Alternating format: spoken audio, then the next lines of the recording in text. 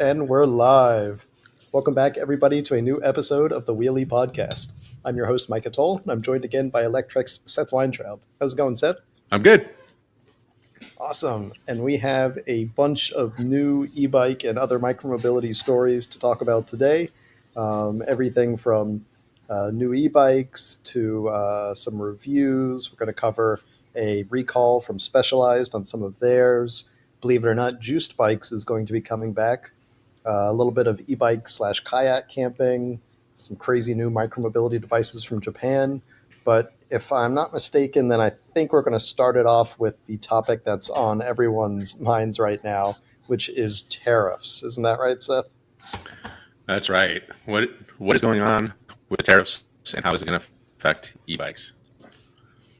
Yeah. Well, I feel like the answer to what's going on is like I have to check the minute to minute to see what the news is. But I guess we should do a quick summary just in case anyone has been living under a rock for the last week or so. There's obviously been a lot of tariff news. The long and the short of it is that the Trump administration, starting on April 2nd, announced significant, what were described as reciprocal tariffs on about 6 or so different countries, in addition to 10% blanket tariffs for all countries on goods imported to the U.S. China specifically originally had somewhat modest levels of tariffs at around, I believe it was 34%, if I'm not mistaken. There were other countries that had significantly higher numbers than that. But China had promised to reciprocate any tariffs in kind. And so once China added their own 34% tariffs on U.S. goods, U.S. tariffs increased and went back and forth a few times until I believe the current figure is 125% tariffs on Chinese goods, in addition to the 20% tariffs that were added a month or two ago for fentanyl reasons, apparently. And Apparently. then on top of that is another 25% that was part of the Section 301 tariffs that were instituted during the Trump administration's first term. So if I've done my math right, I think we're at somewhere around 170% tariffs on Chinese imports for e-bikes and e-scooters. Now, all of the reciprocal tariffs for other countries were paused for 90 days, starting a couple days ago, it was announced.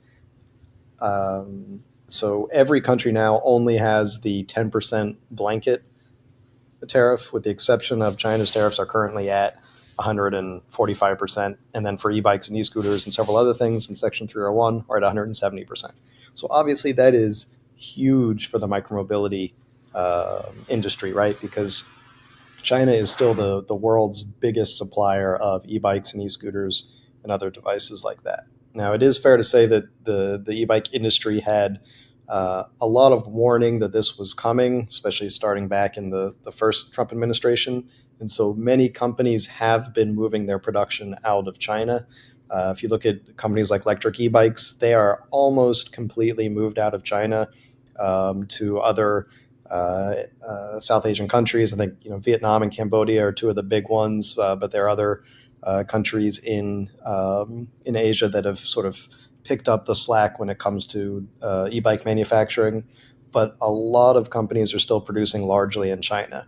On top of that, a lot of the components that are imported to the US. So if you buy like a motor or a controller or a battery, a lot of that stuff comes straight from China. Even the US-based companies that assemble their bikes here. So we talk about like Electrek Bicycle Company in Newport Beach. They're like the main US-based e-bike builder, right? But their products, I mean, they say it, outright. They say we build our bikes with products that come from like 12 or 14 different countries. Well, China is one of the main suppliers, motors, Probably batteries, all that the stuff. main supplier, I would imagine. Exactly, yeah. So, even though they're building some awesome, $1,500-$1,800 e-bikes, now with all of these tariffs on, if a battery costs 2.5 times what it used to cost, like that's significantly going to impact prices. So that's the big question, right? It's all right. So we know we've got huge tariffs. What does that mean for pricing? And the answer is, well, it's going to go up, but no one really knows how much. In the past, we've seen some of these companies absorb some tariffs. When those first 25% tariffs came in, Ride One Up came out and said, like, we're just going to absorb this. Electrek, e-bikes, I think also they said we're going to absorb this.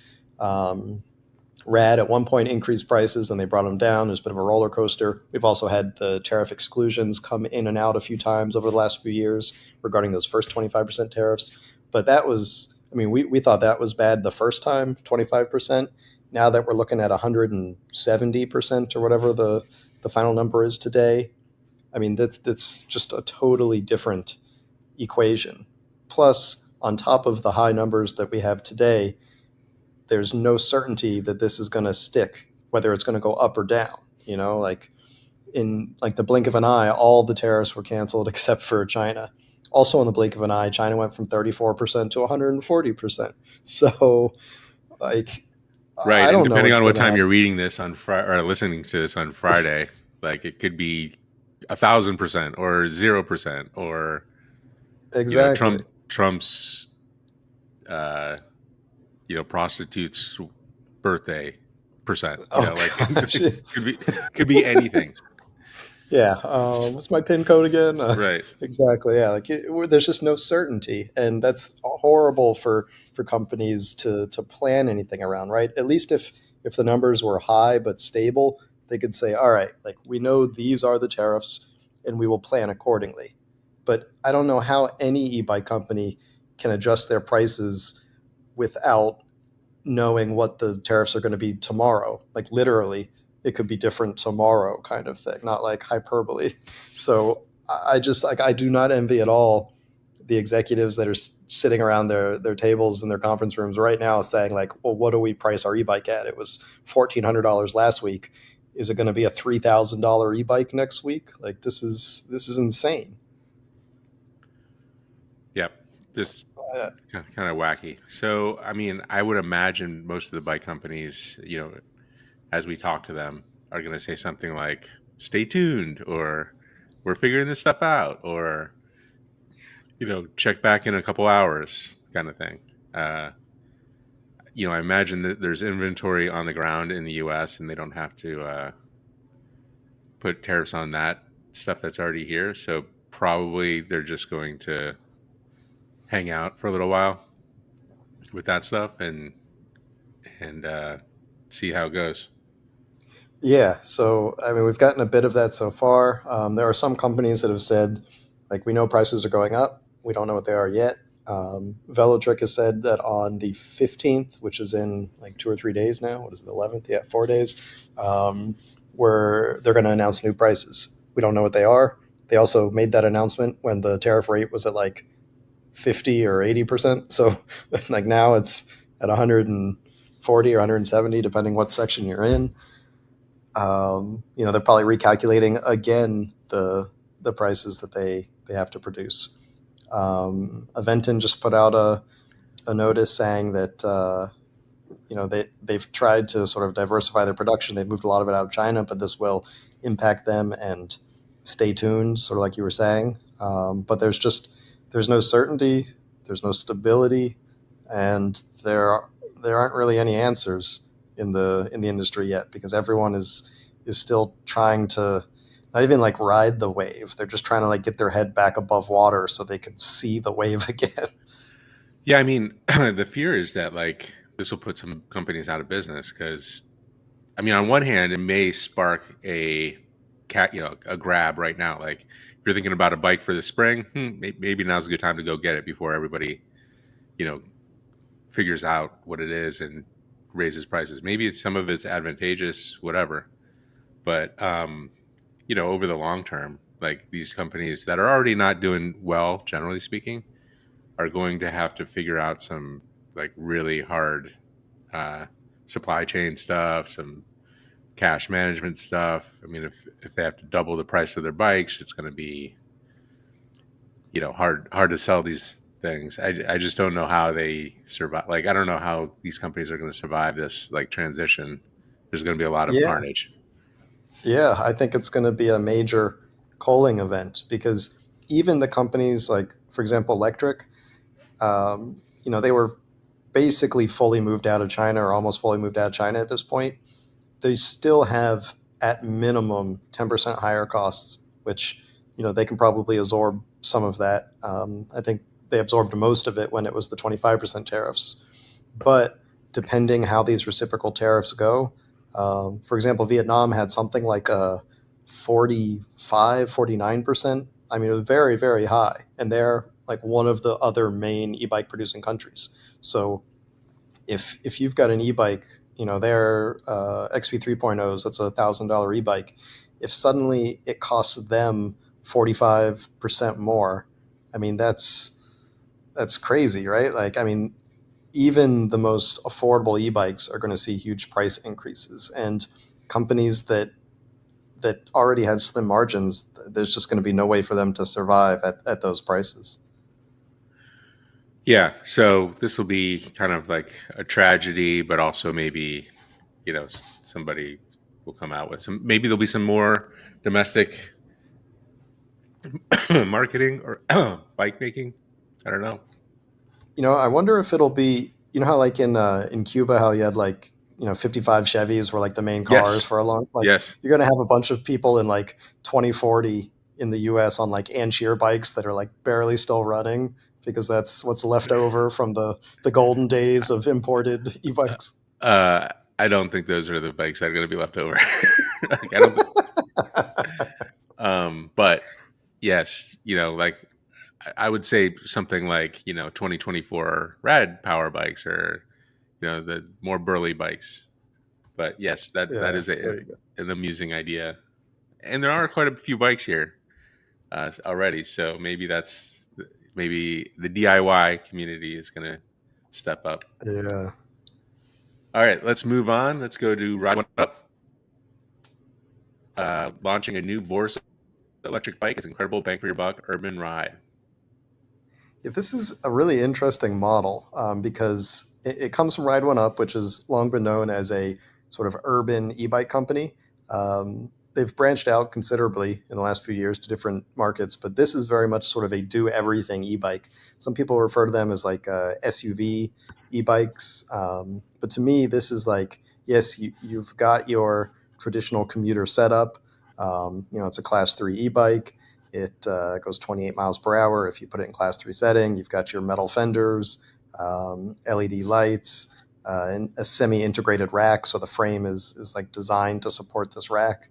Um, so it gives it a very, very high 440-pound weight capacity. So this is great as an urban commuter style e-bike, but it's also set up kind of like a trekking or touring bike. I was testing it on single track. It certainly works great in that way. It's got those nice off-road Schwabi tires. So it really sort of handles kind of everything you can throw at it. We talk about bikes that do a lot of things, but this is like sort of the epitome of that. Very powerful. They all say 750 watts. Probably the real wattage is somewhere in the like 13, maybe 1400 wattage, but it's 95 Newton meters. So like if you look at the real torque numbers, really, really high torque. So great for hill climbing, great for acceleration. We're looking, if you're watching the video here with us for my review, really nice new color screen. The screen also has Apple Find My integrated into it. So you can just add it like an AirTag to if you have an iPhone. If you've got the golden handcuffs like we do from Apple.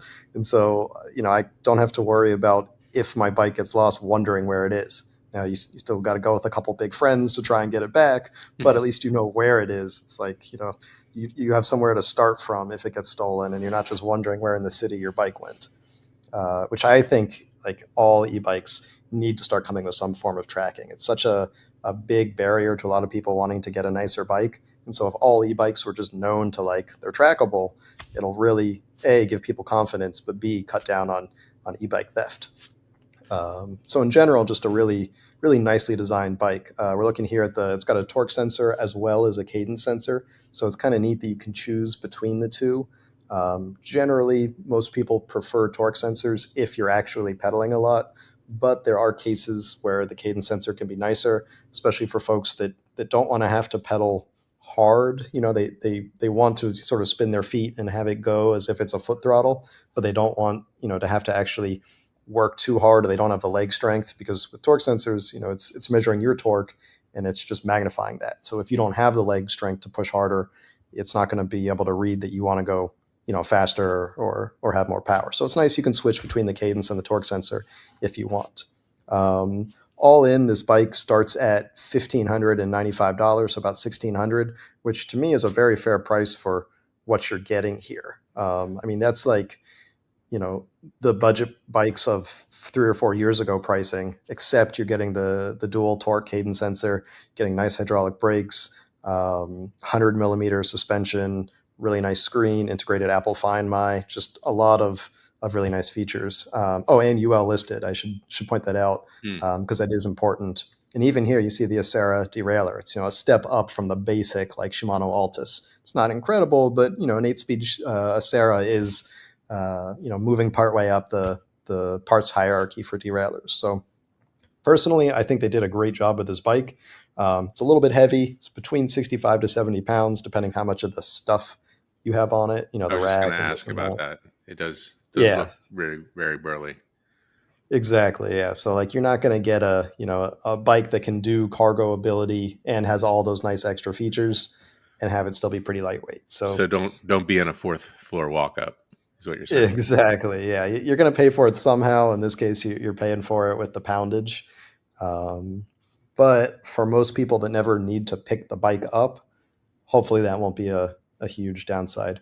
The other thing that is like a bit of a shame, and it goes for basically all of Ride One Up's bikes, is they're very conservative on color options. Like they actually give us 3 on this one, which is a step up from some models, but the colors are like either dark gray. I was just comparing it to a folding bike there, but it's either dark gray. Say good timing. Yeah. A very sort of grayish blue, or this, they went crazy with the two-tone here, but it's like a kind of a seafoam green two-tone. So I just wish they'd give us some nicer color options. But other than that, like it's hard for me to complain about this at this price. Yeah, Ride One Up has got a great reputation in the market for making bikes with components that are much more expensive typically. I know them from the cheapest way to get a Broza motor, that angle, but like all their bikes seem to be way better components than the price would indicate, and this is no exception really at all. Yeah, they've done a great job with sort of knowing what people want and at what price. Right, like getting the right components, making the right trade-offs. The rack in the back kind of looks like it could have a battery underneath it. That's not what I'm seeing there, right? There's no extra battery. No, right? it doesn't have a battery like that. It does have a cool add-on to the rear of the rack that extends the rack probably another 8 to 10 inches. It's like a rack extension basically. And so it sort of turns it into essentially like a long tail cargo bike, or at least a long rack cargo bike, because the wheelbase doesn't change. So that's kind of neat. It looks a bit funky, but if you don't mind it looking like your bike has a tail, then you get like a really cool long rack setup. And I think I saw 150 pounds as the rated weight on the back there. Is that right? So, yeah, and they have a passenger kit. Yeah, I was going to just ask that as well. Like, it seems like that's a great, second passenger type of option. And of course, if it's rated for 150 pounds, probably get closer to 200 safely on there. But yeah, we wouldn't recommend doing anything outside of the rating system there. But probably a good option. Yeah, you can certainly say it's not just like a kid carrying rack. Like it's like a modest sized adult, or certainly a teenager on the back kind of thing. Yeah, or maybe 2 kids if you're. Yeah. Oh yeah, definitely, especially with that rack extension. Right. Just don't get off the bike and have it do a wheelie and the kid's on the ground. Oh geez, yeah, that's important. All right, let's move on here. As soon as my internet browsers goes back. Come on. All right. Oh, this is good. This is something we've been looking forward to for a long time. First ever USB-C chargeable electric bikes launched, hopefully becoming new trend. Yeah, when I chose this one for the podcast, I was like, Seth is gonna love this.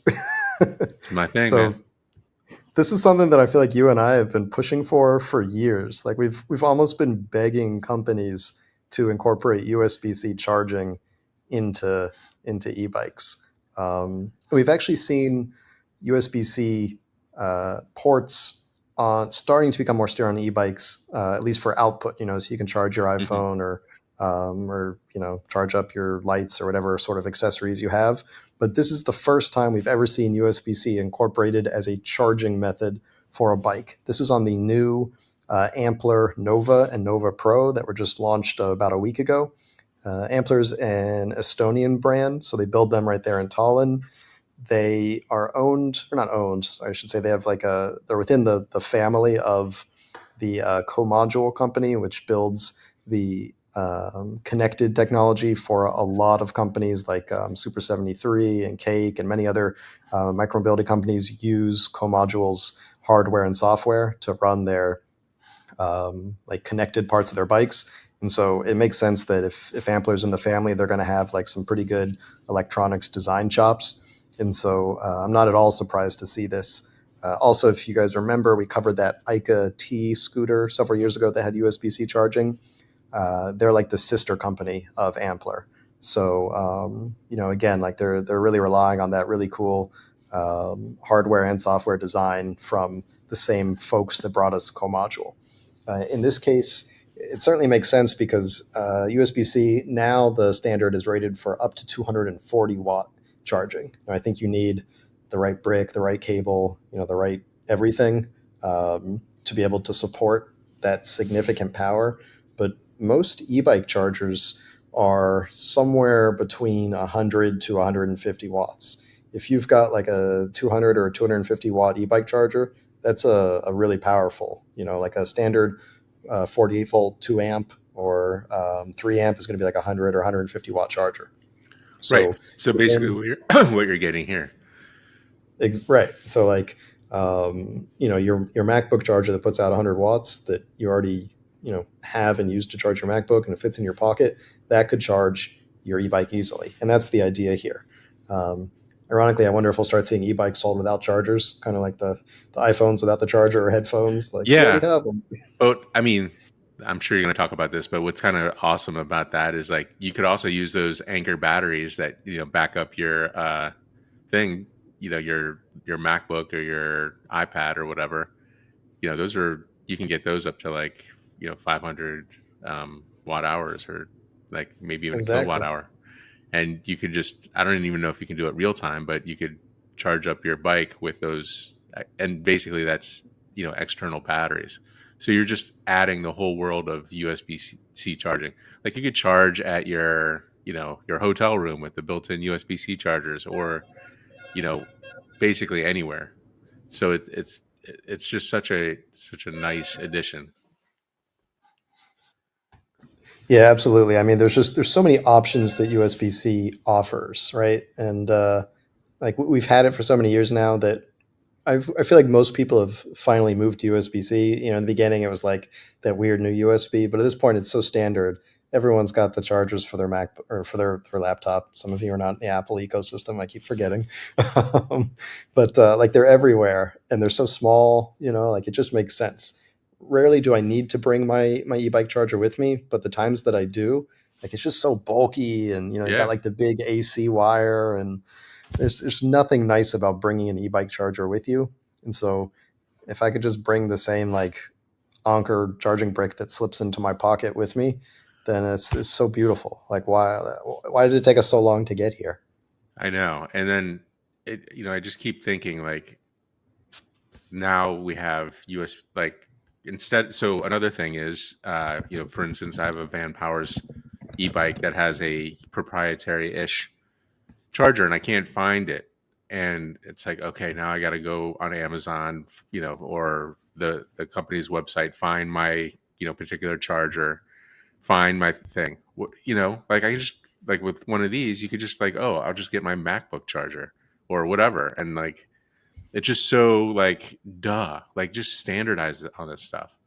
This is Yeah. the easy stuff to standardize on too. Right. And on the one hand, so I'm a little split on this on in terms of the safety thing. On the one hand, there's a big safety benefit here in that you don't have to worry about using the wrong charger and the wrong voltage.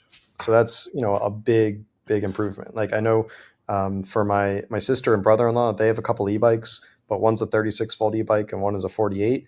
And my brother-in-law, he'll just grab whichever charger. Like they're both obviously the barrel connectors, so he'll just grab whichever one's closer. And I have to keep reminding him like, make sure you use the correct charger because if that BMS fails, you've got a problem. But in this case, if you're just using the USB-C standard, they're all theoretically the correct charger. Now, on the flip side of that, like USB-C is just like the shape, right? And then you've got all the different like power levels that have their own. It goes deeper than I'm familiar with, but Voltages like and the amps. There's like all kinds of different like stepping yeah. up stuff and And down. so if you've got like the wrong USB-C cable, or like it's a cheap one that's not rated for as much power as your brick is trying to provide, or the bike wants to pull, like are there issues there, or someone's got like a frayed cable? Like I don't know how, but my dad's cable always looks like Medusa's like snake head. I don't know why he's so hard on cables, but like these things are not always built as tough. And so if someone's using an older USB-C cable and it's trying to push a lot of power through a frayed connection, these are the kind of things that I wonder if there's an issue there. And of course, this can do USB-C out as well. So you can. Yeah, absolutely. And did it say what power rating it can output? Yeah, so it's not the I think the PD, like the higher output Right. one. So it does output at like the lower current, which would be good for charging up like a phone or something. But I don't think you're going to be charging up your laptop very quickly from this. Well, it's been a long time coming, and then like eventually, if this continues, then you can theoretically throw a USB-C high power to whatever inverter or rectifier that can output like 120 or maybe 240. I don't know, but so it would allow you to theoretically do some other cool stuff, which is really nice. But like if you're a bike manufacturer, do this now. Like stop what you're doing, get on there. So Yeah, worth it. like it's so nice for the user. Yeah. And now we can just standardize on batteries too. Yeah. Name it. All Definitely. right. Specialized recalls several models of electric bikes for eating riders' clothing. Yeah, it's about as bad as it sounds. Like it's not even clickbait. Like that's what's happening. There are a bunch of specialized e-bikes produced between 2021 and 2024 that have an issue with their chain guard, or more specifically, I should say, largely their belt guards, because most of these are belt drive models. And what they found is that there have been many cases of people's like loose clothing getting sucked into the belt or chain, which is obviously pretty dangerous if you're going fast and suddenly you find your like leg getting sucked into it or something. Fortunately, there have not been any serious injuries among the several cases of this happening, but Specialized, being a big responsible company, is of course being quite proactive, and so they're recalling a lot of models. We're talking like tens of thousands of models. These are mostly belt drive models with internally geared hubs. They're not the like chain and derailleur models that a lot of people have had, but models like the Turbo Como SL, I think the Vado SL. There's like a dozen or something models here, so definitely want to make sure you check out on Specialized's recall site. You can click through. There's a link in the article here, or you can probably just Google Specialized e-bike recall. It'll pop up, and make sure your bike's not one of these if you've got a belt drive with the internally geared hub. Like we said, there have been no big injuries, but obviously no one wants to be the first one. Right. Yeah, and it's good. One of the reasons why a lot of people choose name brands versus more fly-by-night companies. Yeah, absolutely. Plus, you get to go to your local shop, and they can do the install to fix your chain guard or replace it or something like that. So there's definitely some good reasons to go with a bike shop, and this is a great example of that. Yeah. All right, let's move on. Juiced. bikes brand to be revived after a surprise purchase by a pair of e-bike icons. This one is definitely a surprise, a bit out of left field, right? Because we were all thinking that Juiced was unfortunately sort of bankrupt and gone. But what we found out about a week or a week and a half ago is that Juiced was actually bought by the guys from Electrek e-bikes. Um, Robbie Deziel and Levi Conlow sort of jumped in to effectively save the company. What their plan is that they hope to sort of revive the brand. So they didn't just buy it to sort of bring it into Electrek. They actually want to sort of get the brand going again. And what they said was that, Juice, they've been around for so long. Obviously, if you've been in the e-bike industry as long as we've been watching it, you'll remember they were one of the first brands. When I got into e-bikes around 2009 or 2010, it was like Juiced Bikes and Pedigo were sort of the only big brands that existed. And so to go for like 15 years or so and then have Juiced go bankrupt, it was like, one of the giants had fallen. And so a lot of respect for the guys from Electrek e-bikes for not just like, buying it up and trying to save it, but like keeping it juiced. What they said is that like Juiced is known as its the powerful, the performance, like innovation, especially with their moped e-bikes.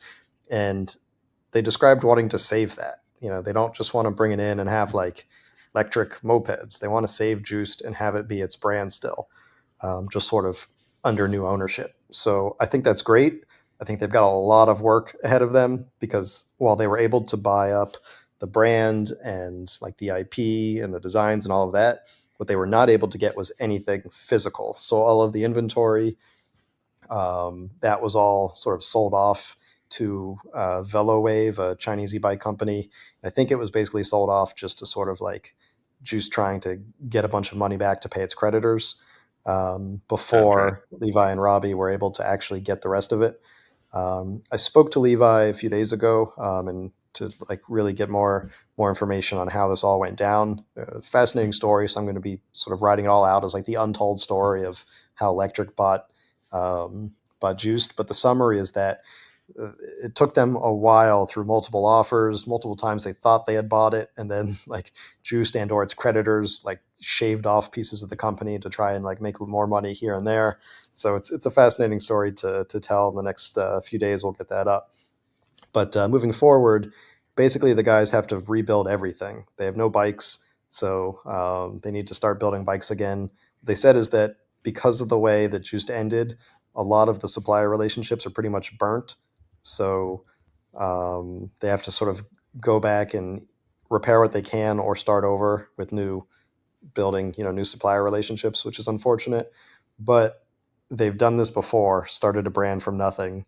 In less than 4 years, they grew an apartment startup to the biggest e-bike brand in the country. So starting with a head start, which is a large support base of Juiced riders that love the brand and will hopefully come back to it, then we'll have to see if they can sort of catch lightning in a bottle twice. But I think they've got a head start this time with Juiced. Yeah, and so they did. They don't have juice inventory.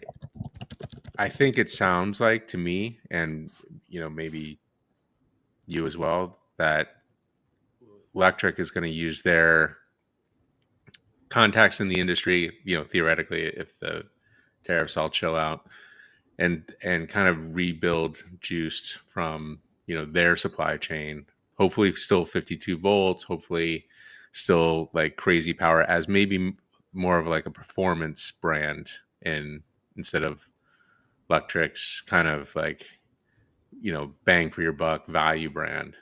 So Juice will be more of a premium, like a Porsche to a Volkswagen kind of thing. Um, Exactly. so I love that idea. I think it's smart. Obviously, Levi and Robbie know the business quite well. We I feel like we were thinking about that, or maybe we were thinking about them buying Rad or something. I don't know.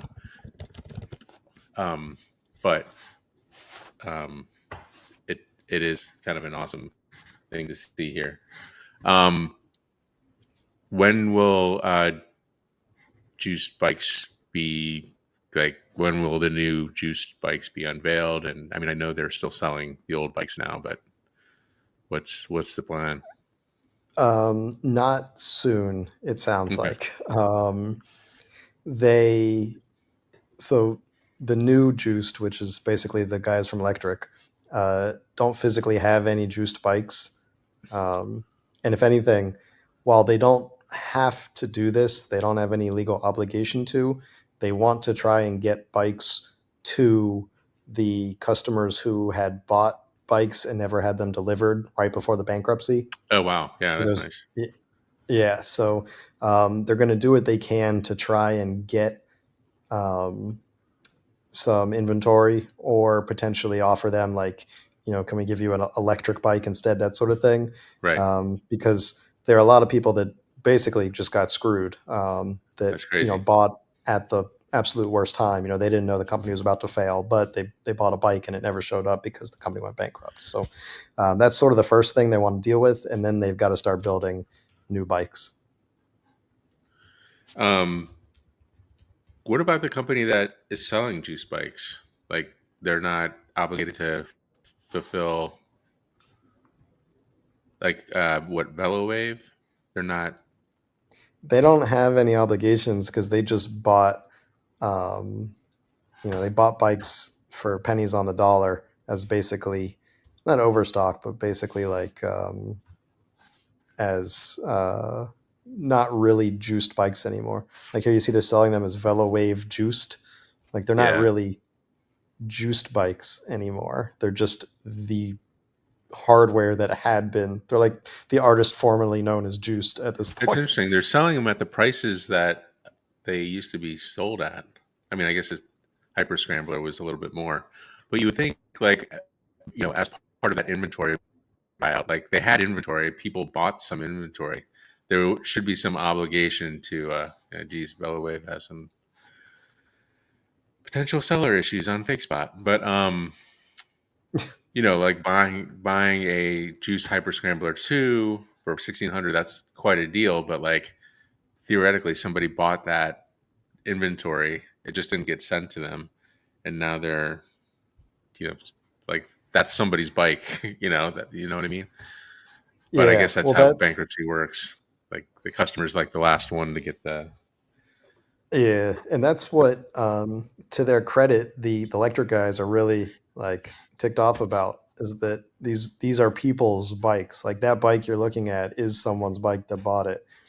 And ironically, it's so when Electric bought Juiced the first or the second time, or multiple times they tried to buy it, they thought they had bought all those bikes too as part of the deal, until whoever was managing, like the receiver, whoever was managing the juice transaction, was like, oh, and like the bikes aren't included. So those bikes had been bought multiple times by multiple people and then ended up in VeloWave's hands. Yeah, and VeloWave is selling all of their bikes in like a kind of just a Fire clearance sale. fire sale. But it's not, I mean, the prices aren't crazy. Like I'm sure they're making a crazy margin on all these things, right? Yeah, I don't know what they paid, but I think they got a crazy deal when they scooped them all up. Right. And then and they're selling parts as well. So I guess they bought the parts site as well. Uh, Interesting stuff here. All right. Uh, let's go back. Moving on. I tried a tiny e-bike kayak camping on a deserted island. Here's what happened. Yeah, this was a really interesting trip. So I took the JackRabbit XG Pro, which was just Oh released wow. about a week ago, and I made a hitch for it. I strapped my kayak to it with some wheels under it, and I took it from um, a beach town in Florida out to the Gulf of Mexico, strapped the bike to the bow of the kayak, had all my camping equipment inside, and then paddled it out to a uninhabited island, one of the barrier islands there in the Gulf, and then spent a night out there with it before doing it all all backwards. And it was a really cool chance to do something that I don't think I probably could have done with any other e-bike. The JackRabbit XG Pro, it's very small but very capable. The thing weighs something like 35 pounds, which is actually the biggest JackRabbit that there is. It's like the big one. The OG is like 25 pounds. But it's got a 750-watt motor. It's got those bigger off-road tires now, dual range buster batteries. So it's got like 720 watt hours of battery or something. And so it's like fully capable for a big job like this. Like that kayak and all the gear was probably over 100 pounds, and it towed it for several miles, like 7 or 8 miles. Um, range was not an issue because it's got like 40 something miles of range, but the power and the pulling it through sand and off road and like up sandy embankments, that's where I was more worried. And the JackRabbit XG Pro did it just fine. So that was really my test. Was one, is this thing as like a micro e-bike powerful enough to tow my kayak and all my gear? And two, is it small enough that I can put it on a pretty small, like 10-foot sit inside kayak? Like this isn't even a big kayak. You can see it's hanging off the bow and it's a small bike. So this is like a very small one-person kayak.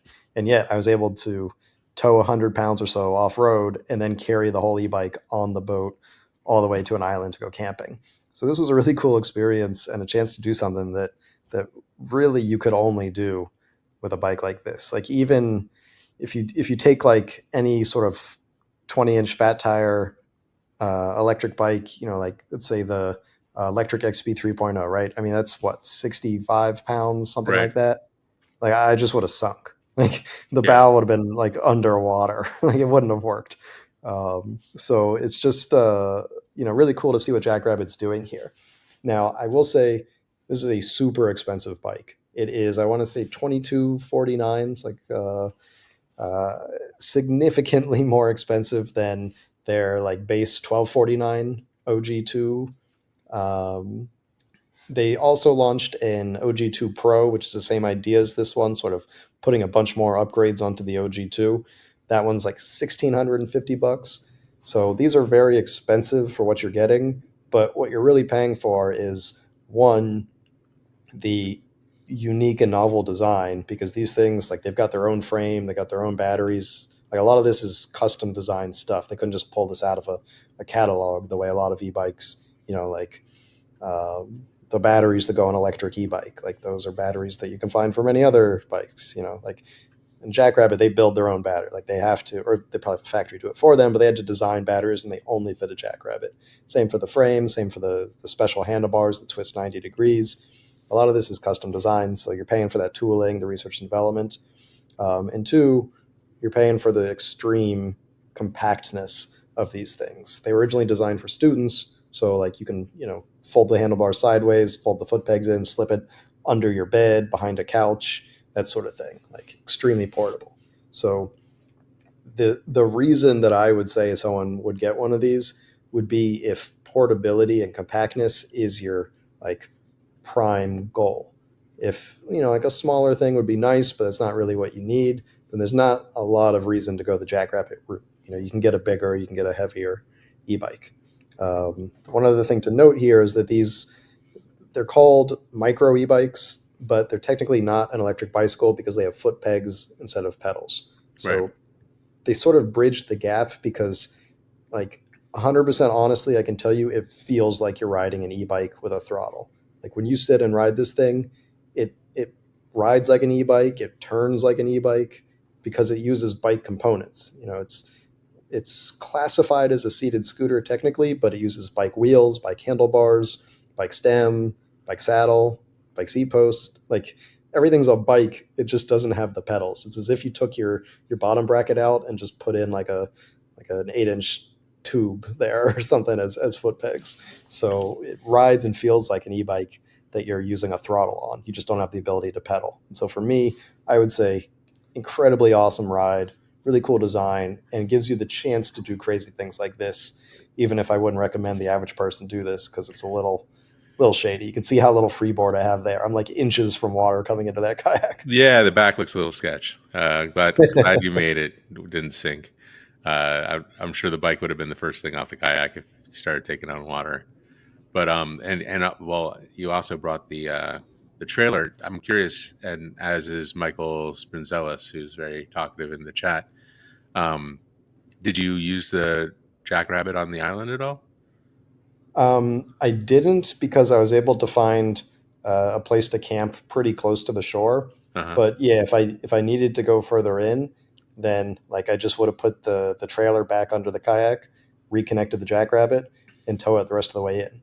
Now, most places I wouldn't have been super comfortable locking this thing up because especially if you're leaving and you're like camping somewhere else, Right, you overnight. know, like you come back and hopefully you've got a way to tow your kayak home.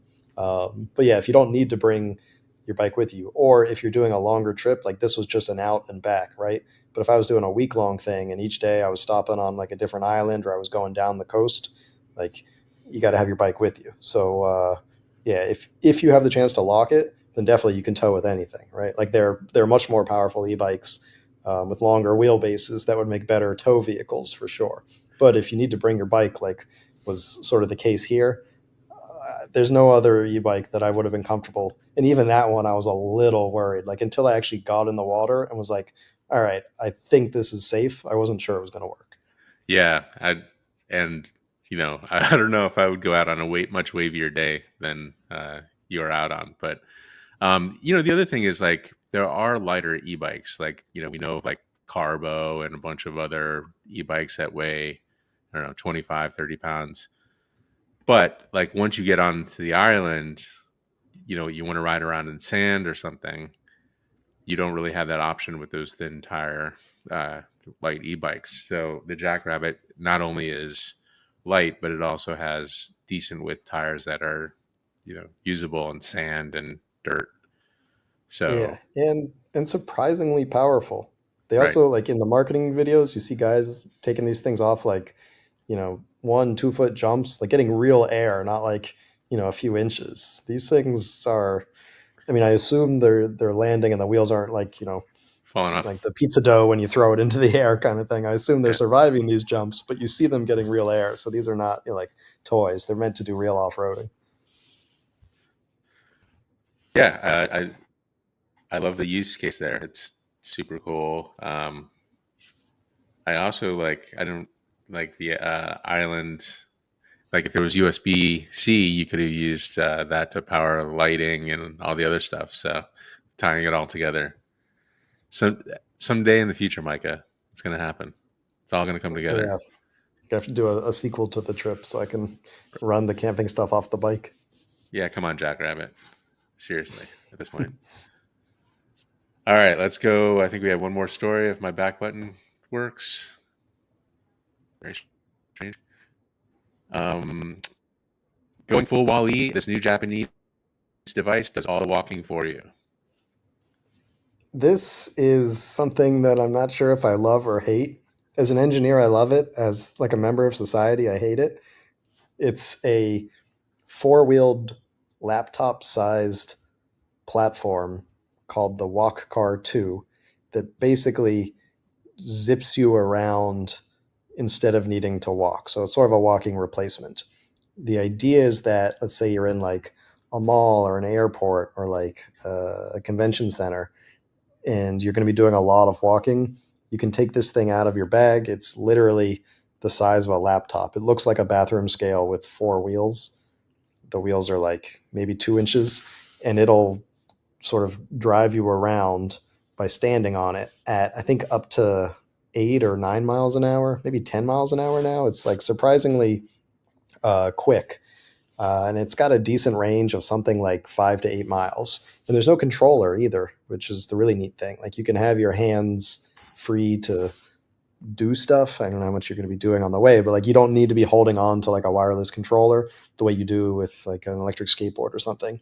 It's got pressure pads in it, so same idea as like a one wheel. You lean forward, it senses you're leaning, and it goes forward. You lean to the sides, it senses you're leaning, and it turns. But basically, it's a mobility device designed for replacing the need to walk around long distances. the Wally thing, like it's kind of a joke that like, is that the way society's going? That like people just in Wally they were sitting in like hover chairs, but here it's like you just stand up and the thing like does all your walking for you. I doubt we're headed that way because this is like $1,000 plus device. I don't think most people are going to pay $1,000 not to walk. But the engineer in me does love how compact and capable such a tiny little device is. That like literally you can carry around like a laptop sized device in your messenger bag and it will take you like 5 miles through a convention center. Like if I was going around Eurobike all day, this would be a very easy way to do it. That's for sure. I don't know. So I get like in its, in some future, like maybe this makes sense, but I feel like just like the balancing on it and the like having to deal with like this is Japan, so there's like not potholes and stuff everywhere. But like I just can imagine, using this in the US, like it would just have problems getting over curbs and like also there's skateboards, like if you want to actually get somewhere, we've got a lot of different skateboards. This seems like a lot harder. It's like a skateboard for skiers or something where you know what I mean? Yeah. Like facing forward, it doesn't seem like I don't know. I mean, it seems like a fun toy, kind of like those whatever those Segway balance things or whatever. But Right. yeah, I don't know. I don't love it. Maybe it's because I'm a skateboarder or snowboarder and riding forward seems weird to me. Yeah. It reminds me of like when I see someone riding an electric scooter, but with their feet together pointed forward as Yeah, if they're like on a bathroom scale. And I just want right. to like stop them and move their feet for them. Like, Yeah, what don't you understand about how unstable this anyway? But yeah. yeah, this is not a perfect solution in any stretch of the imagination, but I can see the few use cases for it. Like I think especially in something like an airport or somewhere with those like super smooth floors, Mall that's cop. where I can see this. Yeah, mall cop, definitely. Um, you have to invest in the whole like Segway chariot. Yeah, and then probably have to reinforce it to 350 pounds. You, I'm sure Japan, it's not going to be, Yeah, American Mall Cop rated. like I said, the engineer in me loves this. The like person in me less so. But It it's would cool be that it cool if you could exists. go sideways on it. I see like two of the wheels obviously turn a little bit. I wonder if you could just turn every wheel and just make it a little skateboard. Like a little omnidirectional. Yeah, that would be a little like so you Yeah, could just ride sideways. Or I guess you could just position your legs differently. I don't know. It just for me it's weird to see yeah. people riding forward and aft. But Yeah, it definitely it seems unnatural, but right. from all the videos, I mean, I guess the people they're filming, they've spent a lot of time on it, so they can probably work it pretty well. But from all the videos, it seems to at least work quite well. Yeah. I mean, that is what promotional videos are, but I get it. And also $1,000 seems insane when there's really good skateboards for a couple $100. Oh yeah, the bang for your buck is not there. I don't think. All right, let's go to the questions here. All right, thank you, Michael Spinzellis, for being like 80% of the commentary. But his first question: companies absorbing the cost of tariffs can't last long. Eventually, everything going into production will be affected. This isn't redesigned to e-bikes. This isn't resigned to e-bikes. Yeah, that's kind of the problem. Is like um, it's kind of a blanket thing put on e-bikes, whereas um, there should be something specifically carved out for e-bikes, in my opinion. Something more Yeah, yeah. realistic. A few people mentioned that like on my post, like this affects more than e-bikes. I'm like, yeah, of course, like this affects like all the things we use, but what I write about is e-bikes. So like we gotta be focused here, people. Yeah, but Right, I mean the larger implications here cannot be ignored, and you will not be able to ignore them soon. right. Hopefully, actually, it all goes away. But realistically, this is going to be a problem. Yeah, My first DIY e-bike was 2017. It was inspired by Saunders and Angier. After some research, I did go with mid-drive. Okay, well, neither Saunders or Step up. Anshir really do mid-drive, so especially in 2017. But yeah, mid-drive probably a BBSD or whatever. Bafang 2017. Stay connected with EVs says I'm already seeing some drop off with e-bike companies. Big brands will survive. Aventon, Ride One Up, Electrek, etc. The smaller China bike companies are going to fizz out in the USA. I mean, I don't know that anybody's safe because these companies are all going to have to pay more. And I would say probably some of the fly-by-night Chinese companies are going to be able to maneuver these things a little bit better. They're probably like realistically, there's going to be a ton of smuggling going to happen. You know, like that's just how things go. So It's like the gun runners from Mexico are going to be like e-bike runners now. yeah, they're going to have like liquor and prohibition kind of situations happening. Like you're It's going going to to have be like a truck full of speakeasy bike shops. just picturing crates with like avocados and e-bikes just smuggled across the border. Right. Oh, man. All right. Aventon Level 3 is a great light choice with security and 4G GPS. All right. We might have an Aventon fan / spy in here. Companies like Ride One Up and Electrek, with all their features per dollar, make the argument for DIY much harder. That's a great point.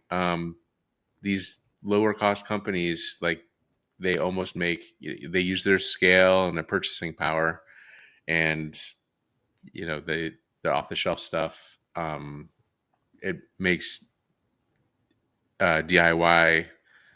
I wouldn't say much harder. It just makes it less advantageous. Like you're going to spend Yeah. almost the same amount of money, and there's so many different options with Electrek and Ride One Up and others that, like, what's the point of DIY when there's something like what you're going to build for less, and maybe even a warranty and a company behind it. Yeah. Like you definitely still have, um, there's still a place for DIY. It's just that in the early days, people built their own e-bikes out of necessity because there just weren't very many options. Yeah. Now, the main reason is if you want something so specific that it still doesn't exist. You want to a la carte your exact desire. And that's sort of the last sort of reason you would need to go DIY, other than the folks that just enjoy making their own custom e-bike. Yeah, and what a lot of people do is they buy a bike from one of those companies and they want to change something, so they'll just add another battery or add whatever, a better controller or something. Right. Yeah, it's kind of the golden age of hot rodding. Right. It's more like hot rodding now than building your own DIY. All right. How long must it take to charge via USB? We mentioned like a typical charger at 2 amps at 40 volts is going to be about 100 watts. So Yeah. So this this isn't is equivalent. Yeah. right. And of Like course, to the slow chargers. high power chargers will do much more, but these don't have like an auxiliary backup barrel charger or anything, right? They're just 100% I don't think they do. USB-C. I think it's only USB-C charging. Okay. Yeah. Now in this case, the amplers, they have smaller batteries. I think there's in like the 300 something watt hours. They're pedal assist only. So, these are not the 700 watt hour American, Right. big So, battery. you're talking about a couple hours empty to full, really, at 100 Yeah. watts, 300 watt hour battery. Yeah. And even if, let's say you've got a 48 volt, 15 amp hour battery, that's a little over 8 hours on a 100 watt charger. It's an overnight charge. So you could still do it on USB-C. It's just not fast. Mike is also excited about seeing Juiced and Electrek OGs in the space. I don't know if Electrek I would consider an OG, but this should be interesting. Juiced bikes being so different from electric bikes makes more sense. Rad bikes are too similar to electric bikes. Yeah, I think we were kind of talking about a bailout or a merger or something at that. I don't know. I can't remember, a couple of weeks ago. If you lock up the bike on the kayak trip, we talked about this. The only reason to take the bike is we ride both ends. Let's see. We got a couple more. Since diapers, I've loved all kinds of mobility, but this stand-up laptop doesn't move me. Yeah, I felt the same way with the hoverboards. Like something about just like going around forward, like just Yeah. seems like walking is easier. Without being able to move one foot forward, it's very unnatural because like that's the way humans balance forward and backward is having one foot forward. Yeah, it doesn't seem like you have enough stability forward and aft, Yeah. just by your toes and your heels. All right, that's all the comments. All right. Well, thank you all for tuning in. This was, I think, a pretty interesting smattering of stories, but we're going to be back in another 2 weeks for the next episode of the Wheelie Podcast. We'll see you next time, everyone.